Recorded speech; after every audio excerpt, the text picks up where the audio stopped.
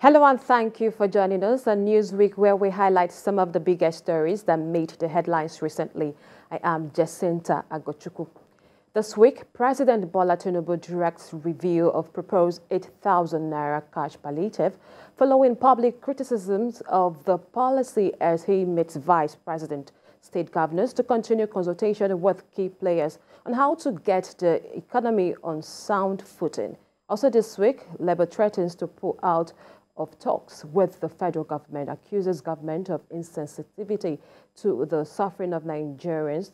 Later on the show, Nigerian National Petroleum Company Limited, NNPCL, adjusts pump price of petrol to 617 naira in Abuja and 568 naira in Lagos. All the details in a moment. Stay with us.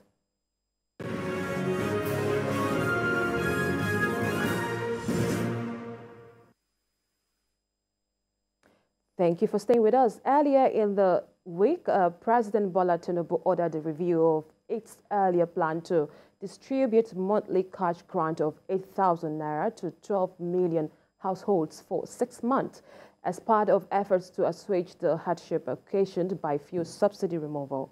This development followed public criticisms of the policy, with the organized labor saying it falls short of the level of intervention required to ease the pains of vulnerable Nigerians.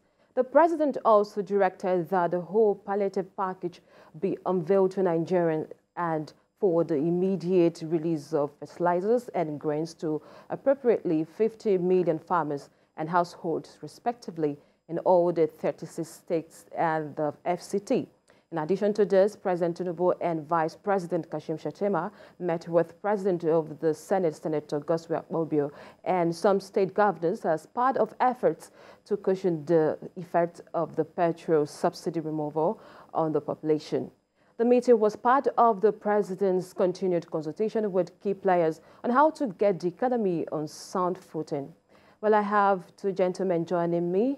One is Lumbe Akinkube, Chairman of the State Information Technology Agency, is with me here in the studio. And I have Babatunde Ogundiro, a policy analyst, who is joining me via Zoom. Good evening, gentlemen. Good evening, and thank you for having me as always. Mr. Babatunde, are you there? Good evening and welcome to the show. Jacinta, how are you? I'm good. So let me begin with you. What was your reaction to the order of the review of the 8,000 conditional transfer by the president? Okay, my reaction was basically that two things came to my mind. The first thing was that we have a president that's actually listening. Because if you look at the outcry from the people all over the place, that's a lot of use and cry all over the place. And for Mr. President to have ordered a review of it says one thing about him, that is listening to the people. And that, for me, is something that I actually I really appreciate. Then, aside that, it also tells us that he has a lot of people around him that are actually looking towards the welfare of the people. And don't forget, one of the main things he actually told us, that he is here to renew the hope that has been lost in the past. And for him to have done that, it means that he really has the Nigerian people at heart. So I'm not surprised that that is actually coming from him. He's only fulfilling the mandate of what he actually promised Nigerians. All right, let me come to you, Mr. Lumbe. This 8,000 naira policy have generated a lot of criticism. Some say that it might not even get much based on the targeted population and won't accomplish much. Now, you are an IT expert. What do you think? What is the appropriate or alternative palliative can be the appropriate replacement here? From a replacement perspective, I think I wouldn't say so much about what could be a replacement, but using technology, what can we achieve and how do we reach the people that these palliatives are meant to get to? I think, first of all, what we need to do is dimension what we mean by poverty. So when there was a huge outcry of the sum of 8,000 naira, now some may argue and say 8,000 naira is too small. It should be, thank goodness it's been reviewed by the president and the team. But in my own experience, especially in my constituency where I've had the opportunity to go around 2 local governments, 22 wards, and a couple of villages and settlements. You'd be amazed at what 8,000 naira can actually do to some people, for some people. What we're talking about is poverty is multidimensional, right? So poverty is not just one way. It's not a cookie cutter.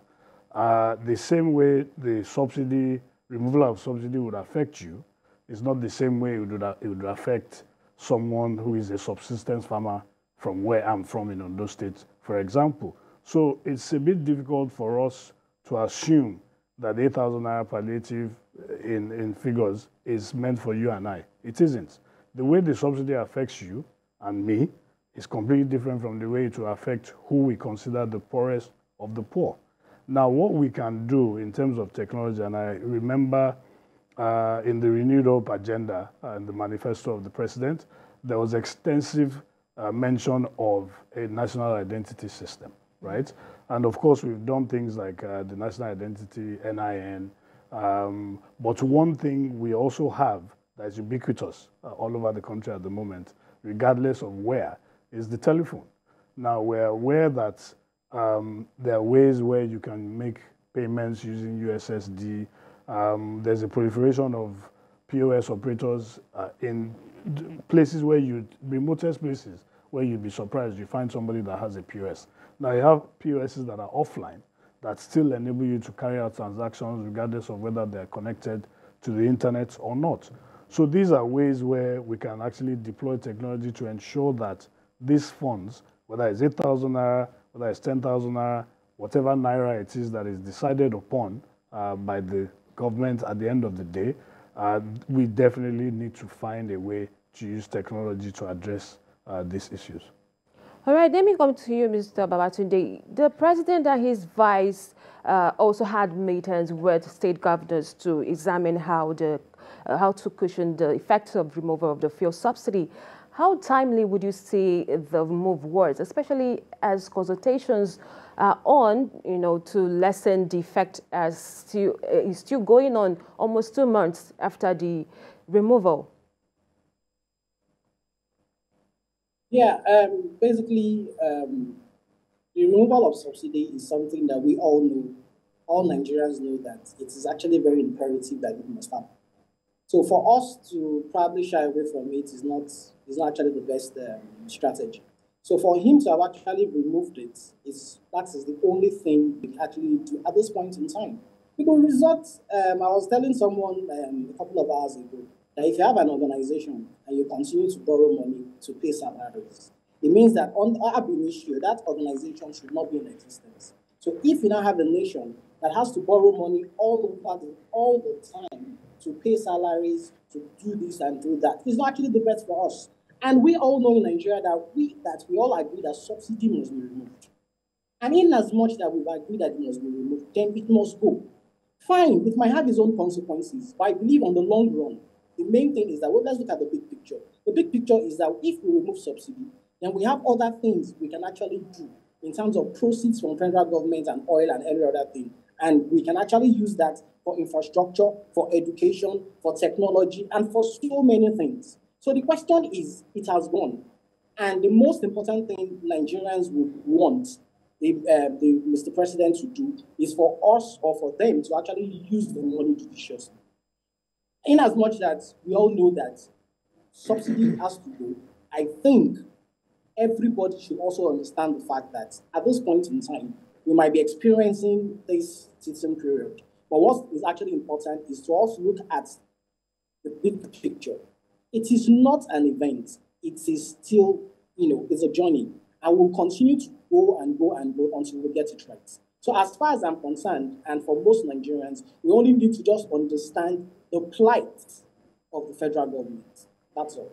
That's actually the issue. Some Nigerians don't even understand there is, this hardship.